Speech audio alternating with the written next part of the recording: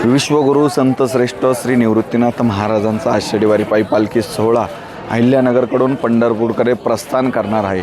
या ठिकाणी जर आपण बघितलं तर सुबक रांगोळी, विश्वगुरूंच्या रथापुढे सुबक अशी रांगोळी या ठिकाणी हे तरुण रात्री 10 तरुण तरुणी एकत्र येऊन रात्री 10 वाजल्यापासून या ठिकाणी मेहनत करून फुलांची असेल, रांगोळीची असेल, एक आकर्षक अशी या ठिकाणी विश्वगुरूंच्या रथाला साजेल अशी रांगोळी या ठिकाणी काढली आहेत। ही रांगोळी साधारणतः या ठिकाणी फुलांची असेल, त्यानंतर प्रत्यक्ष रांगोळी देखील अतिशय सुबक या ठिकाणी काढलेली आहे।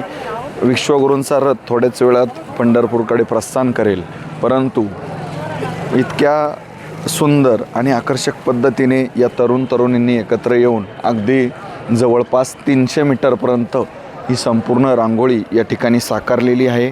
अगदी प्रत्येक वारकरी त्यांच्या या रांगोळीजवळ येऊन फोटो असेल, सेल्फी असेल, सगळ्या गोष्टी या ठिकाणी कॅमेऱ्यात कैद करत आहेत। आपण जर बघितलं तर अतिशय सुंदर याप्रमाणे ज्ञानेश्वर माऊलींकडे असते, तुकाराम महाराज यांच्या रथापुढे असे असते, अशी सुबक रांगोळी या ठिकाणी विश्वगुरूंच्या या पालखी रथापुढे या तरुण तरुणींनी साकारली आहे।